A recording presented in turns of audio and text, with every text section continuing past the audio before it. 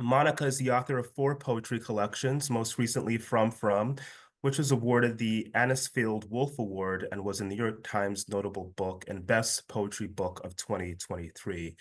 Her books have twice been shortlisted for the National Book Award, as well as being finalists for the National Book Critics Circle Award, the Penn Vocal Prize, and the Kingsley Tufts Award.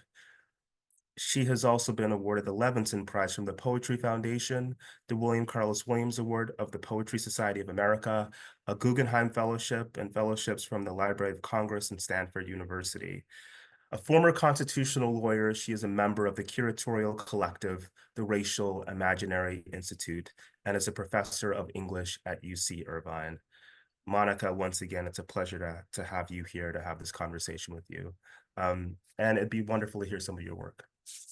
Toby, thank you, first of all, so much for taking time out of your incredibly busy schedule, especially at the beginning of the academic year, to engage with me. It really, gives such a sense of community to be able to talk with a fellow scholar about this, particularly one, one of your interests and prestige. So, just thank you for doing this. I think we both thought that it might be good to just start this off by getting a couple of poems under our belts. It's sort of hard to talk about poetry in the abstract. Poetry is hopefully that which resists paraphrase. So this is kind of a Brexit poem, and it hinges on two senses of the word leave. Around Brexit time, one was seeing all those billboards with the word leave on them. And I thought, well, leave is also what a tree does when it puts forth leaves. And what does that have to do with the way in which Western nations have treated non-Western immigrants? So leave. Because it is to create an acute angle, an angle shaped like a wedge, because it is to give birth to what you already know to be expendable after it is fed, after it is cleaned, after it has fed you, because you are enriched by even its deterioration, because the join might seem slender like a throat, because the bud might seem tender like a bud, but in this tenderness you do not share. You do not share anything. Because even the join is also a jam, a harbinger of scab, a rust-red portal that shuts down what it depletes, that shuts out the obsolete, because you keep what is inside from seeping out, because you keep what is outside from slipping in, because in the singular and as a noun, you are a form of formal permission, as in, why don't you make like a tree and... Second poem I'm going to read requires a little bit of background. Of course, you all are familiar with the story of King Midas and the golden touch, in which he receives a gift from the god Dionysus, and he can ask for whatever he wishes. And stupidly, he asks for whatever he wishes to be, whatever he touches to be turned to gold, which in the American version of the story by Nathaniel Hawthorne involves his daughter Marigold, who tragically is also turned to gold um, until he reverses the spell by washing in a particular river. I think, King Midas is also interesting because he serves as a figure of hubris. And as a sort of decolonial figure. King Midas is the king of Phrygia, which at the time the Greeks had colonized. And so the continuing stories of King Midas being punished for being too prideful or too avaricious would have, I think, by the Greeks been understood to have a sort of colonial and nationalist flavor to them. I wrote this as, a good deal of the book is examining myth and particularly examining the Asian other in myth. And King Midas is a figure who would have been considered Asian by the Greeks. Thinking about the way in which myth is always there to function nationalistically. So study of two figures, Midas, Marigold. Everything he touches turns yellow. We are meant to understand this as a form of death. Death is a wish to improve one's surroundings. which is to say, to be dissatisfied with one's surroundings is a form of death. To be dissatisfied with one's child, to wish to improve one's child, is to wish its death, her death. The dead child is unchanging, therefore beautiful, which is why we say that death is the father of beauty. He created her, then he created her again. His tears gild his gaze, they harden as they hit the ground. They are a tribute scattered at her perfected feet. Unlike other forms of grief, they are durable, portable. A currency, they can be exchanged for other beautiful or useful things. His weighty head lifts, a sunflower at mid-morning. The air glitters with particulate light. He takes a deep breath in, aspiration. A nebula of gold stars swarms into his open mouth. Gold spangles the moving darknesses of his blood, his lungs. Even the rivers in this country pave their streets with gold. And then a final poem. This is part 8 of a series that Tope said he particularly enjoyed in the book, which is a kind of fake autobiography made out of these poems that I call sonograms. So an anagram poem is one, of course, made out of the letters of a word. A sonogram poem is one made out of the sounds and letters of the word. So it's a little bit of a broader field. So I started with the word deracinations, meaning to be racially uprooted, to have no sense of authenticity. And I rearranged those letters and sounds and created this series of 8 poems. Not all of the words, of course, are going to be anagrams or sonograms of the word, but kind of what I wanted to do was to paint a portrait of my childhood in sound, which is to say, the sonic landscape of the word deracinations, it has a lot of sounds that are, very common, Ds and Rs and S sounds and T sounds. And, which was a little bit like the experience of racial uprootedness was like for me growing up. Like it was very subtle, but it was ubiquitous. It was always there. I grew up in Texas in the 1970s, and some form of racialization was always happening. But this particular poem was mostly set at university. Canon. An artsy chick, she dressed herself in ethnic patterned skirts, red plaid, sexton. She scoured the library stacks for Asian poets, seeking a racial exemplar, an icon. The sole result of her research? One anthology, Paper Cranes. Cherry trees, cheongsam, celadon teacups, Orientalist cliche, she snorted in disdain. She had recently read Said, or at least the introduction. At her high school commencement, she received the Agnes Starcross Poetry Award, the American Heritage Dictionary, and a $100 check. Then off to college. Write what you know, said her workshop instructor. Here are some Seamus Heaney. She tried writing about her dad, her childhood, family dinners. Instead of Kim, she wrote Nori. She studied critical race theory, attended a sit-in to coerce the university to teach Asian American studies. The upshot, no dice. She dated an initiate of a college secret society, then unearthed his cherished stash of yellow fever skin flicks. Naked Asian naughty hotties taken in the face. It's erotica, not just porno, he insisted when she ditched his ass. What, it's not politically correct to have a type? In her post-colonialism seminar, she was taught to distrust the commodification industry, attempts to package Asianness for Western consumption. As an artist of color, always ask yourself, who is my audience? The prof cautioned. Is this authentic interiority? Am I self-othering? Her new suitor was studying lit, but pre-med, ardent, sincere. For the holiday season, non-denominational, he gifted her a signed edition of the Best American Poetry, 1996. Editor, Adrienne Rich. Oh my God, I adore her, thanks. In the introduction, Rich critiqued the legions of columnar poems in which the anecdote of an ethnic parent or grandparent is rehearsed in a generic voice and format, whatever the cultural setting. She shut the reader, cringing. A rush of blood tinted her cheeks, but since she used self-tanner, wasn't noticeable from the outside. Thank you.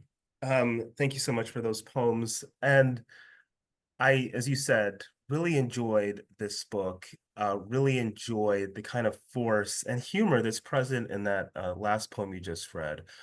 Um, and I was hoping you would talk a little bit about writing this book. I was taken with a description of this book that I read in the Times, the New York Times, a few weeks ago. And the Times describes the book as a study of racism as that fractured mirror that prevents its subjects from forming a coherent view of themselves, the world, their own personal and shared calamities, which is a beautiful way of describing it. Do you agree with that assessment as someone who's been reviewed? I know sometimes the reviewer will say stuff that I don't necessarily agree with, but kind of as a kind of description of your book, is that accurate? Yeah, I mean, it's sort of funny because like it is so rare for a poetry collection to receive a a full page Yeah. publication review in the New York Times. And I am incredibly grateful for that. And Joelle McSweeney, who wrote the review, is someone who I think of as a great critic of poetry. That being said, she is coming at this from a different angle than I am, because I didn't want this to be a book about racism. Racism is, on the part of other people. I Yeah. wanted this to be a book about racial identity or deracinated identity. And there's a subtle difference. Like, I feel like my sensibility and my consciousness as a raced person is shaped by things that happen around me, including events that could or could not be called racism. But that is not me, and that is not the extent of my experience. And I think that what you were talking about in the book, like some of it is meant to be funny. I mean, often funny in a kind of weird way, but nonetheless funny. Some of it is meant to be self-critical and, really questioning my own privilege. And so to say that the book is a study of racism, I think, gets the focus a bit wrong. Sure. And as I said in my question, I having been reviewed, I know it's always a strange experience to spend a long period of time with a piece of work and then for someone else to kind of analyze it through their respective lens. Um, I hope you don't mind if we back up a little bit and talk about your trajectory as a kind of artist and also as an attorney. But going back even before then, you mentioned spending time in Texas in the 70s. I share Texas with you because I spent time in Texas in the 90s. Mhm. Um, and I was wondering, were you a big reader as a child? And Yeah, when I did did. poetry in particular enter the mix for you? I did nothing but read as a child. I mean, I was the kid who had a book everywhere, who was yelled at for like crossing an intersection while still reading a book, sort of thing. And I think that one reason there's such a big focus on on classical mythology in the book is I was a huge mythology nerd. I mean, I read everything I could get my hands on about Greek mythology. And I can't remember the other part of your question. When You did asked, poetry, were you always reading oh, poetry at the same time you're reading other I mean, things? I didn't have access to a lot of poetry, but I wrote poetry from the time I was in second grade. I just was always kind of also writing poetry. I think E. E. Cummings and Sylvia Plath were two of the first writers I discovered. Later, Rilke and Browning were big influences. And finally, culminating at my time at Oxford, I had the opportunity to study Yeats, Elizabeth Bishop, and Wallace Stevens Mm, intensively, as well as James Joyce. And they remain major influences of mine. that's incredible. As I think about my own trajectory, I think there's a moment in my life when I started to think of myself as somebody who could write, like as opposed to somebody who's just taking in literature. You already mentioned writing poems in the second grade. And I also remember, and I'm sure a lot of people have this experience, writing poetry or some kind of early version of poetry, when they were younger. Is there a moment that you can identify when you thought to yourself, like, I want to do this. This is what I want to spend my life doing.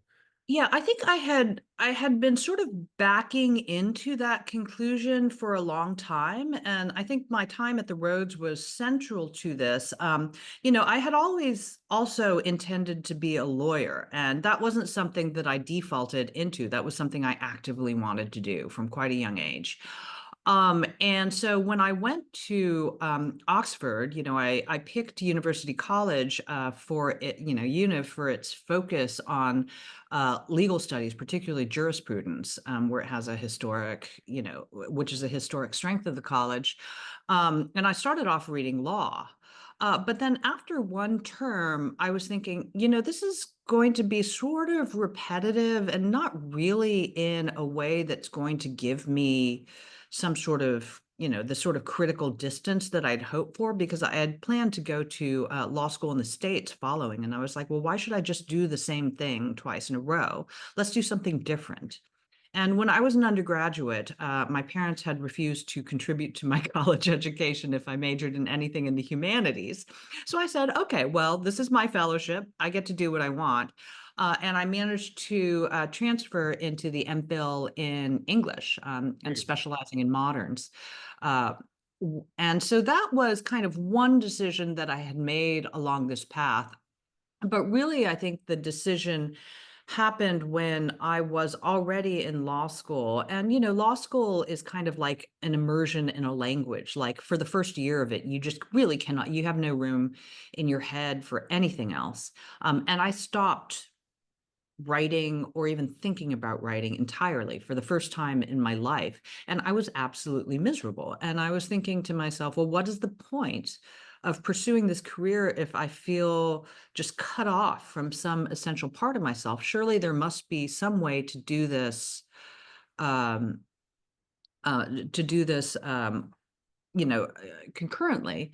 At the same time, Stephanie Burt, who I also met at Oxford, who was who's a now professor of poetry at Harvard, was someone I met at a John Ashbery reading in London in the mid '90s, but was my roommate in law school and was saying, okay, well, here are some things you should apply for. Here's this conference called the Breadloaf Writing Conference, which is a very well-known conference. And so I applied and they gave me a scholarship and I showed up there and everyone's like, you're really good at this. What do you mean you're not doing this professionally?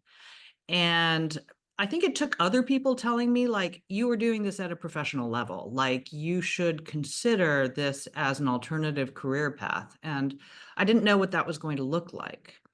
And then Stephanie also convinced me to apply for what's called the Wallace Stegner Fellowship in Creative Writing at Stanford, which I had no idea what it even was at the time I applied. I sent in a writing sample to Evan Boland, who was an Irish poet then running the program.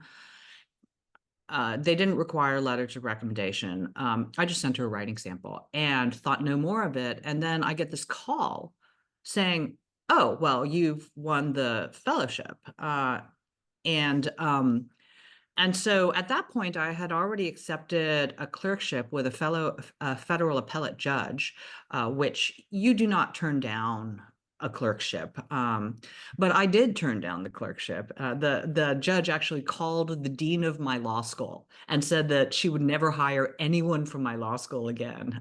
She was so angry because this was just beyond the pale for her. Wow. And my parents didn't speak to me for, about 6 months. And I was $180,000 in debt, and I was going to try to live on a $17,000 a year stipend. So it was quite it was not the most practical of decisions, but it was where I sort of met my permanent writerly community and wrote most of my first book there. And kind of figured, and then once I got back, that gave me enough to kind of sustain my writing through, after that, I practiced law for, about 13 years, both in private practice and in public interest. So that's kind of probably a longer version than you wanted of my No, trajectory. It's a complicated story. I love that answer. I love it so much because it gets at what I think a lot of people are grappling with. I think there are a lot of people who, maybe people on this call, people in general, um, who feel that they have to make a decision. They might have some creative impulse and they say to themselves, this is impractical. I have to go do the practical thing. And what I love in that story is this is a tale of somebody who is actively trying to balance these kind of somewhat these, I guess you could call them like competing interests, and you're taking decisions that have like profound impact. And I'm sure, especially somebody, you were at Oxford as a Rhodes, and there's this path that's laid out for you. Like you're supposed to do this or do that, go to this law school, get the clerkship, etc. Um, and so I'm intrigued by, you get the Stegner, you go to Stanford, and then you have this legal career. Um, how are you balancing poetry and your legal career at that point? Because if I'm not mistaken, you were focusing on campaign finance and election law.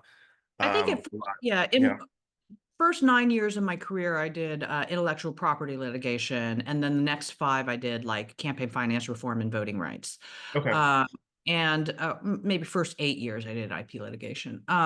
But what I would do is, I'm not somebody, there are these very admirable people who wake up at 5 a.m. every day and write for 2 hours. I'm not that person. What I would do is, law was pretty all encompassing. Working for a major New York law firm is time consuming. But what I would do is I would take some portion of my vacation, usually about couple weeks at least, and I would say, okay, this is going to be devoted to writing. And so I would rent a room somewhere, and I would be like, you are not allowed to leave the room today until you have written a poem. And then at that point, you can go and like feed yourself and meet your friends and enjoy yourself. But first, you're going to write the poem as soon as you get up. And I didn't have a family at that point, so it was still possible. Now, once I did have a family, or, it became much harder. And that was the point at which I really had to make the choice. And that was the point at which I jumped from my legal career to teaching poetry. And the way I had thought of it to myself was, you've been doing these two things in kind of a half-assed way. So like right now you got to go whole ass for something, right? And where are you going to put your ass? And I was like, okay, well, which of these could I would not live without? Yeah. And I can't live without writing poems. I've determined that before. And campaign, the job that I had in the public interest, it wasn't as many hours as private practice, but private practice, like once the case was done, I didn't care, and I could go off and go on vacation and enjoy myself and not think about it. When your problem is like solve Citizens United, figure out what to do to make this better. Then you can't leave it at the office in the same way. You're always thinking about it. You're thinking about it in the shower. You're thinking about it during your vacations. You're always kind of engaged in big questions of strategy. And I found that when I was doing that work, I was not able to write. And I was sort of miserable because of it. And the Supreme Court was also making me miserable. So, Yeah. yeah. Yeah. I relate so much to the journey of sort of, first of all, uh, juggling multiple things, having this career track, and then the creative life, trying to merge them, family entering the mix, all of that. Um, could you talk a little bit more about making that transition? Was that difficult for you, like intellectually, emotionally? How did you gird yourself for that move into poetry full time? I mean, I was not used to any degree of precarity at all. Like, I had gone straight from the Stegner to a full-time law job, had transferred to another full-time law job, to another full-time law job. And there was never any question that I would be able to, for example, make my housing payments. And when I moved to poetry, at first I didn't have a full-time job. At first, I put together four adjunct jobs.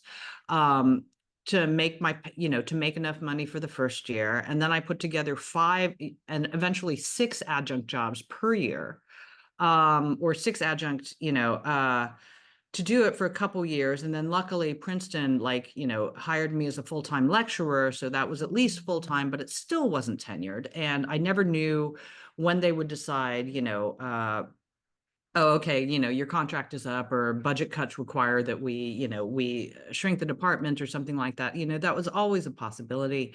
Yeah, it wasn't really until I got tenure which was only a couple of years ago or a few years ago, that I really felt like, okay, we've fully transitioned now. Yeah. Wow, Mhm. Monica, I so admire that tenacity. Was there ever a moment when you thought, like, gosh, maybe I should take some legal work here, or were you fully committed to? Yeah, I mean, there were times at which like I was going to struggle to make my housing costs. Yeah. Because they, in the New York area, the good thing is there are a lot of poetry jobs, but the good or bad thing is there are a lot of poets. And so they always think, oh, well, we can get someone cheaper, Yeah. Yeah. you're relative, we could pay someone less. Yeah. And so for a while, it was a lot of belt tightening. But I was lucky enough that I think I didn't really jump until my second book had been a finalist for the National Book Award. So I think I wasn't among the hordes of post MFA people just all scrambling for extremely low level jobs. Yeah. Mhm. Um, on your Twitter profile, you describe yourself as a lapsed lawyer. Is that still a major part of your identity, I being a think lawyer? I always think of it like being a lapsed Catholic, which I also am. Like both Okay. of them are ways of thinking that kind of put up little cartilage walls in your mind so that you just process things differently. Like I always have a much easier time talking to lawyers, particularly litigators, than I do most people, because you just think the same way. You're trained in that way. I think it must be like being trained as a philosopher. And My current partner is both a lawyer and a philosopher. And Yeah. And I think that the way I think about language, um, you know, in law, you're always trying to either constrain or expand the possibilities of language. Like this contractual term could extend to this or simply does not extend to this. When you do constitutional law, which I did for the last 5 years of my career, the questions of the historicity of language come into it. So a phrase like due process of law or cruel and unusual punishment do not mean just the literal definitions of those terms. What it refers to is the use of those terms in the case law, stretching back, through the history of the United States and back into the history of England. And so thinking of language as being a historical medium that I am working with as an artist is something that very much present in my practice. I think that something else that comes through, I read one of the Study of Two Figures poems intentionally. That's a poem that's written in an extremely hyper analytic mode in which things are stated and then it turns out that those things are wrong. And I think that that power of declaration is very similar in law and in poetry. Keats could say beauty is truth, truth beauty. That's somewhat true. It's not extremely true. The Supreme Court can say money is speech, corporations are people. That's somewhat true, but by saying it, they make it true. And so I'm interested in that sort of where rhetoric engages with power, is Yeah. maybe where uh, language language intersects with power, Yeah. and the way in which certain tones of language can have power in and of themselves.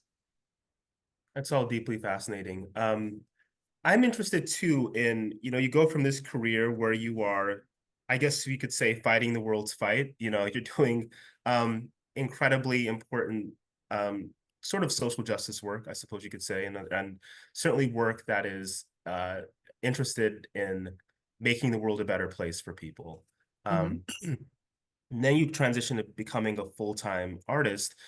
How do you think about that kind of what I assume is an enduring desire to kind of fight the world's fight within your practice as a poet. Is that something that enters the equation Yeah. for you?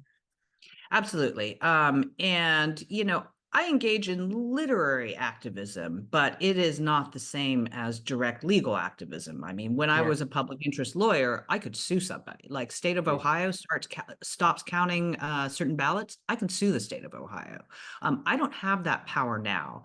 What I can do is I can put words out there, and I'm not even usually I'm not a political poet in the, storm the barricades sense. Yeah.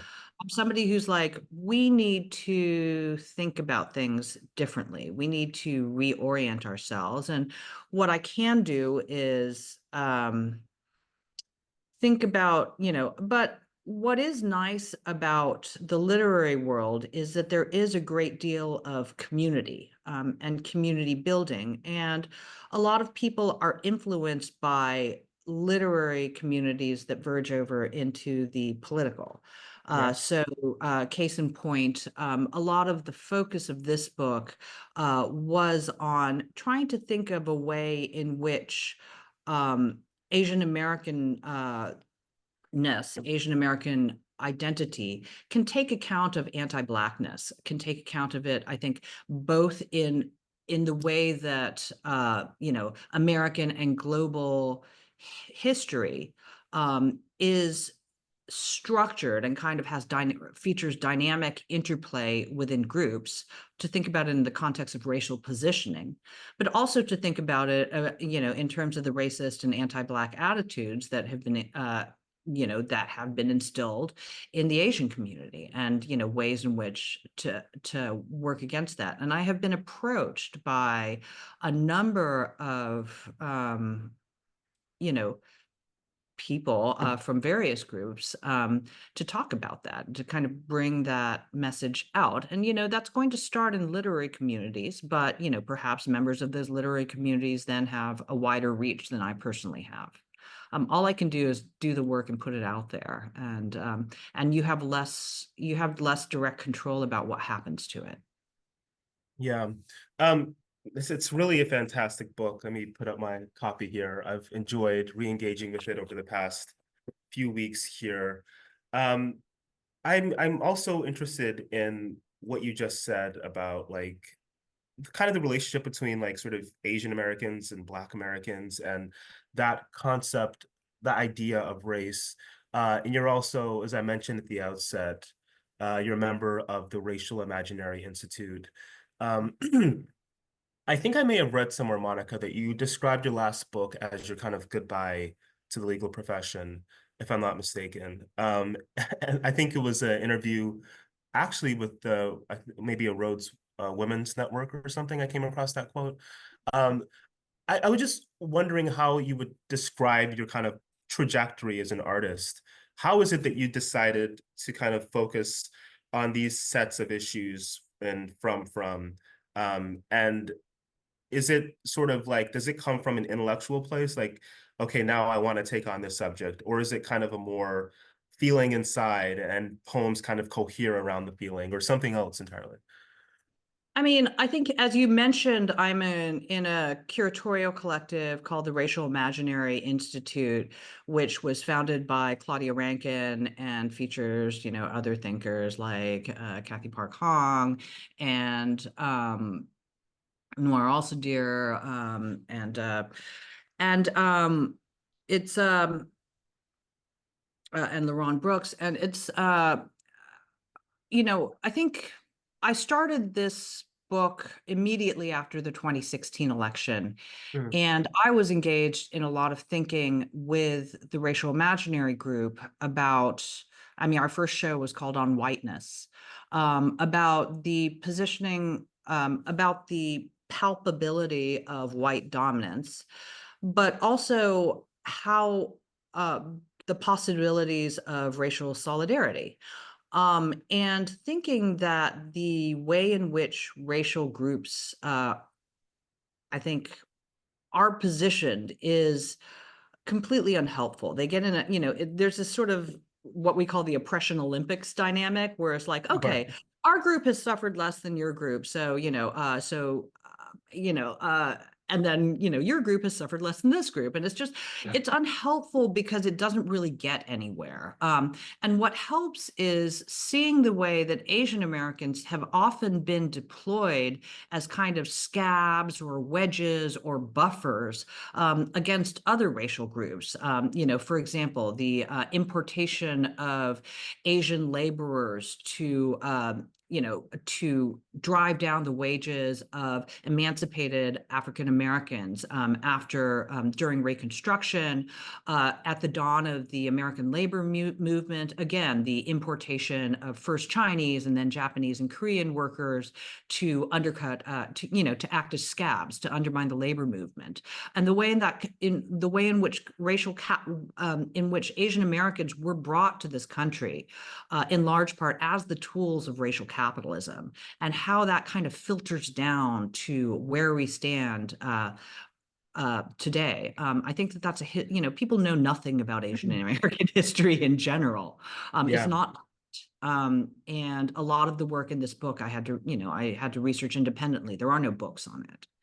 Or there are very few that kind of coherently put out you know, what happened to, Asian Americans, particularly Koreans as a group. I think that there is one existing book on Korean American history, and it's highly ideological. mm, Um, so, just thinking about like, okay, here I am, I'm an Korean American woman, and I'm trying to work toward racial solidarity with the groups that I have access to, which are largely literary groups, but not entirely. And yeah, so, yeah, that very much, pushes me forward. It's funny, yeah, my cohort of roadies, featured a lot of people who went directly into electoral politics. Cory Booker, Gina Raimondo, Eric Garcetti, are all sure. like people I was at Oxford with, went Yeah. to the road with. So sometimes I'm like, okay, Neil Gorsuch was my boyfriend's roommate, like, and so sometimes I'm like, okay, so what is it that I'm doing exactly? I'm just sitting here and moving words around on a page and being like semicolon dash dash semicolon. Yeah, and how do you it's such a great point because um I think about that all the time as well. And I'm in the middle of writing a big piece for the Yale Review about the emergence of like Nigerian American poets. Mhm. And so I've spent a lot of time thinking about there's this sense that there's kind of emerging cohort of poets who are sort of writing about their histories and their personal lives. And it's really, and I've been thinking, okay, how did this come to be? And part of it is like there are institutions in place now that are sort of funding, like providing fellowships, Mhm. mentorship opportunities, and that sort of thing. But the larger question is about the place that poetry has in American life. And that's something, and the place that literature has in American life. And as you well know, there are all these conversations, and then not only American life, but global life as well, obviously. We're having this conversation in the context of like the Rhodes Scholarship.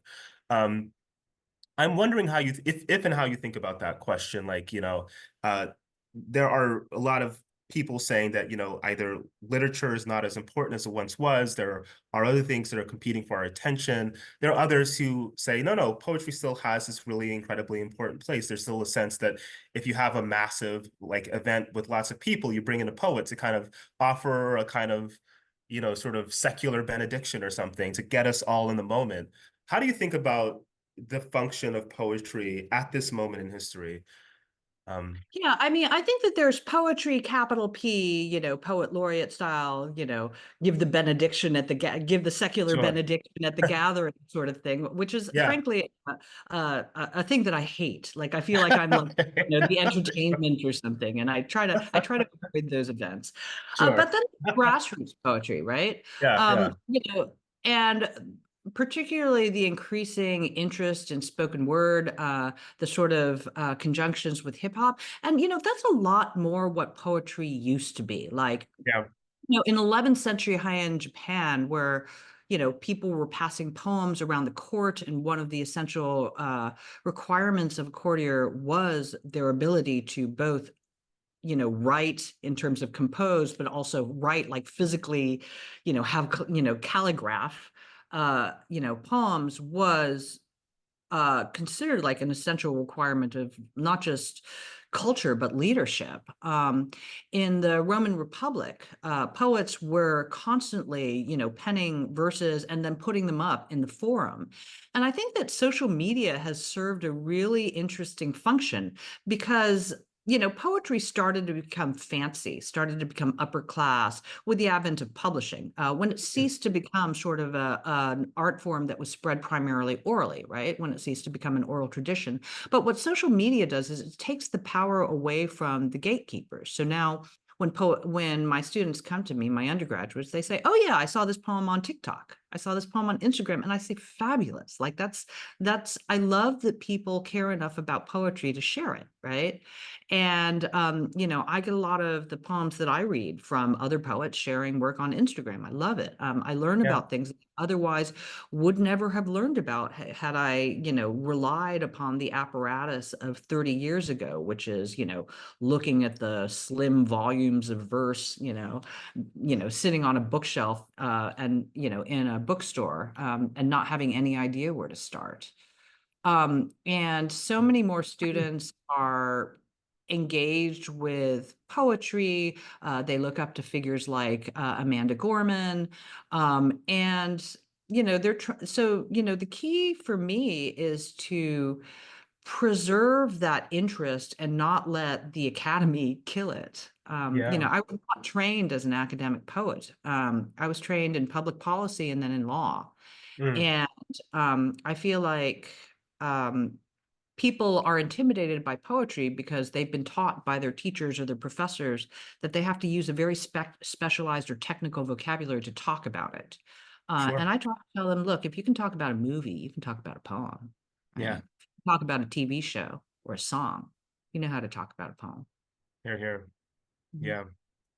Thank you so much for that. So I'm looking at some of these questions that have come in.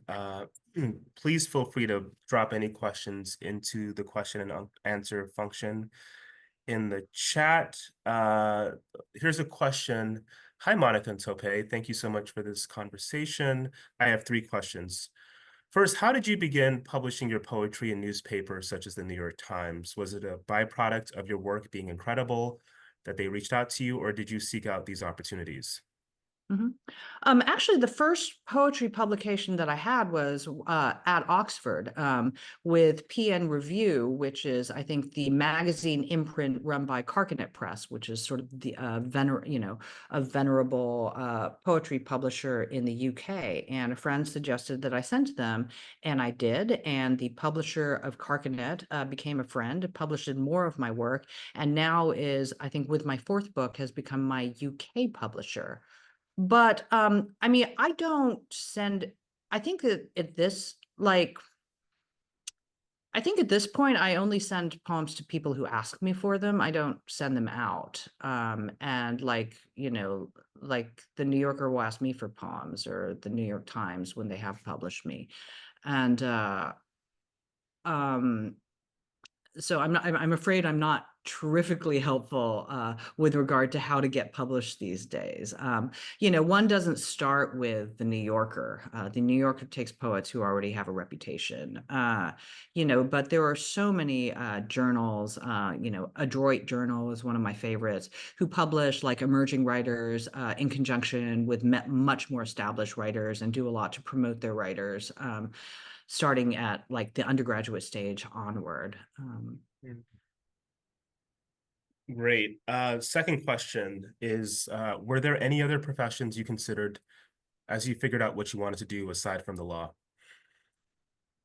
I think, yeah, not really. I think law suits me. I'm a very language-based organism. I think I at some point took the was made it to like a fairly high round at McKinsey, and messed up on a really basic math problem, like to an embarrassing degree where I think I misstated the number by like two zeros or something. I mean, it was terrible. It was a travesty. But but I don't think I actually would have gone there anyways. Law, I understand. I like arguing about texts. I like arguing, I like texts. Law seemed to be I like public speaking. I think that law seemed to be the obvious choice for me. And I think by virtue of being a poet, some people have suggested politics, but I think by virtue of being a poet, I've really disqualified myself from that role. So too much op research exists. Who knows? We could have a poet, sort of public figure. That would be I mean, it's happened in other countries, but not in indeed. the States. You'll notice. Yeah, yeah. That's a good point. When I was at Oxford, I was really taken with the work of Leopold Senghor Mhm. from Senegal, who was a Yeah, poet absolutely. and also I think the first head of state of an independent Senegal. So there are certainly examples of Oh yeah, I mean yeah, Yates yeah. was a senator, not a terribly Yeah. good one. He was a senator, Sure. Mhm. Sure. Uh, Another question, how do we get in contact with you to talk further, Monica? Sure. I'm on the UC Irvine website, or actually, I'm poet in residence at Princeton this year, so I'm also on Princeton's website. Lovely.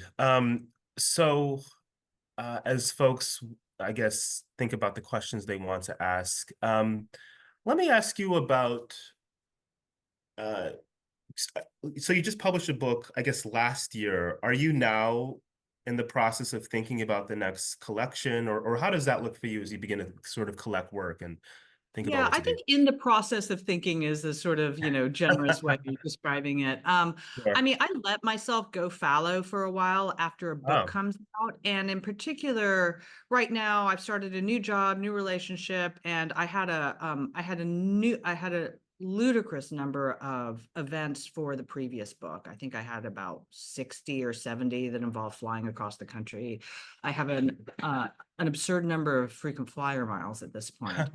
But I think I have some sense of what I'm interested at least in researching for the time being, which has to do with Korea and feminism. hmm. And so I have a research trip planned to Korea in October. Um, but I'm not convinced of that yet. So I'm just kind of, part of it is also my last three books have been sort of concept album books.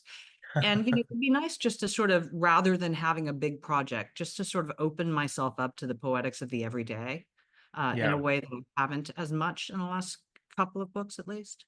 yeah, sure. Mhm. Do you have like stepping that prompts me to think, I mean, what do you think? Do you have a project as a poet? I mean, is there something that you're trying to get at, something you're trying to do? This is always a question and it varies book by book. My first book was not a project book. My next three books were project books. And I would like to get back to what I think of as the pure self of the first book, where you're just kind of driven by lyric. Although my last book was a little bit anti-lyric. A lot of the poems were in these sort of prose strophes. A lot of them were adopting this sort of hypercritical, hyper analytic voice that I don't identify as my voice. The lyric is supposed to be the the voice of the poet. In some way, and my last book was anti-lyric, and so it's kind of hard, having done that, to go back to the sort of innocence of the lyric. Yeah. Mhm. I recently noticed a kind of boomlet, if you will, of poets who are now like writing novels, and Yes, certainly some who are absolutely. writing memoirs. Have you considered moving into a different direction in your I own mean, sort of career? I don't think I could write a novel. Many of my best friends are novelists. You are a novelist. I don't understand how you people do it. I really don't. I can write short things. I am incapable of writing something longer. I think the closest I could come is I could probably manage a book of short essays. And luckily there does seem to be a more of a space for those sort of hybrid texts. I think the essay sort of series in my current book is like 39 pages long. I think that felt good to write.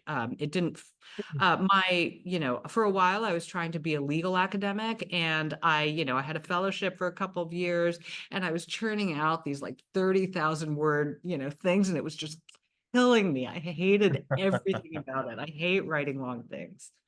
Yeah, yeah, that can Felt like be. my I felt like my prose gland had run dry at the end of the day, and I was supposed to extrude prose over this outline that I had come up with. It was horrible. Yeah, yeah. I love the idea of like sort of going fallow, and that's something that I need to sort of think about as well in my own practice. I was wondering if you'd be willing, Monica, to offer advice, because one thing that I found, both in my experience in the Rhodes community and outside as well, is there will be times when I'm speaking to an audience about my work or whatever else, and I have found, especially over the course of the last 3 or 4 years, that every time at the end of the event, somebody will come up and they will say, you know what, during the day I do this, but I'm also like a writer, I'm also a poet, I'm also, and as I think about your own sort of trajectory and the decisions you've made, and you made like a definitive, like, I'm going to do this because this is what I need to do. Do you have advice for people who are sort of juggling or who are trying to figure out how to navigate space between creative passion and pursuits and, Yeah. other things they might be doing as well? I mean, I did make that determination, but it took me about 15 years. And I was actively practicing law for, the majority of that time. I think. And I think that for me, it's essential to have a community. And a community doesn't have to be like a big thing, like a workshop. A community can be two friends. I would say two is a good number, two or three. Uh, and you say, okay, how about we exchange work? Uh, at some interval every month. You send me a couple poems, I send you a couple poems. We have lunch, we have coffee. And I think that is enough to keep you going. I mean, that's kind of what sustained me through the periods where, I was working until midnight as a litigator. I was working so hard at, various gruesome things were happening. But I still, had these couple of friends who were saying, hey, here's some new poems of mine. You got anything new for me? Show me what you got. And then you would think, okay, well, I should write something. Or they might say, hey, let's go to the bookstore together. Let's walk to the bookstore. Oh, okay. Have you read this? Oh, look at this. This is amazing. Oh, let's go to this reading together. Right. You need like a couple of literary buddies. Otherwise, I think I would have given up. Yeah, yeah. Mhm. You teach poetry now. You mentioned that you don't have the academic background. I don't either. Over the Mhm. last few years, uh, the trust has been wonderful about introducing me to younger folks at Oxford who are either in Oxford or have just left, and they're thinking about doing the MFA. Some of them Yeah. have gone on to do the MFA. What do you think that's a necessary thing to do if you want to enter this world of writers? I mean, I'd love to talk to some of those folks too. I run an MFA program now, but a fully funded one, by the way, Oh, an hey, excellent and fully funded program at UC Irvine, but wonderful. with subsidized housing in Southern California and Wow. 15 minutes from Newport Beach. So yeah, I'll it be sending doesn't in my application soon, Monica. exactly. But yeah, I think that at this point, if you want to become a writing professor, or to teach writing, you will need an MFA. I do not have an MFA, but I have my MPhil. That's kind of what passes as an MFA, and I do have a terminal degree, which is in law.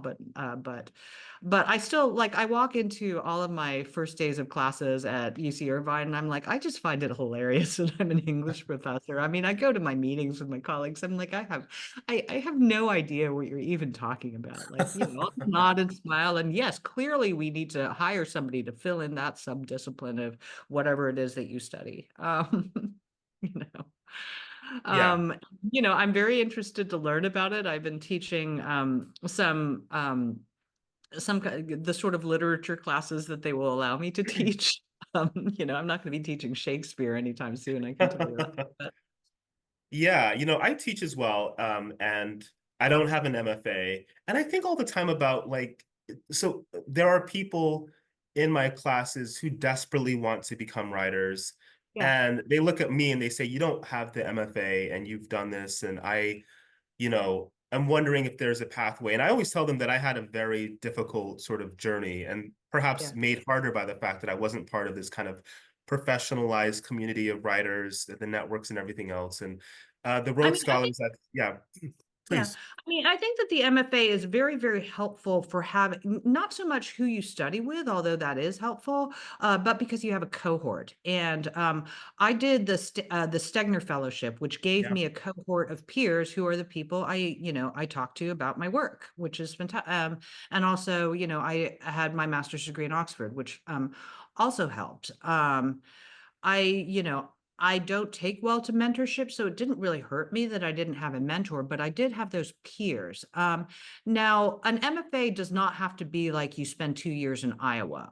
There are fantastic low residency MFA programs. I would particularly mention the ones at Randolph, Warren Wilson, and Bennington as Mm, being incredibly quality programs. They have scholarship funding. They have merit scholarships, and it enables an MFA for people who want to keep their full-time job in the meantime, but still enables that kind of degree of mentorship and literary community. I think you only need an MFA if you plan to teach. Even like, Danez Smith, who is one of my favorite poets, is incredibly well known, has millions of followers, but has trouble getting a teaching job because they do not have an MFA. And I love it. which is Wow. astonishing, but it's hard to Wow. get like a full-time. I probably shouldn't have said that out of school, but this is what Danez has told me. No, So sure. Yeah. and it's just rougher because a lot of universities, they don't care how good a poet you are. They care that you check all the boxes, and one of those boxes is you must have a degree in the subject that you teach. And I can sort of Interesting. fake it with the other degrees that I have, but not Yeah. all, but not everyone has that ability. Yeah. We have about a minute left. It's been truly wonderful speaking with you, Monica. I don't know if you have any final words or anything else you'd like to offer before we Oh, this has come been to a really close. such a joy, and thank you for taking the time. And I hope that we get to meet in person sometime off a Zoom screen. I would love to meet in real life. It's truly been a pleasure and honor speaking with you. Thank you so much for your generous responses to my questions.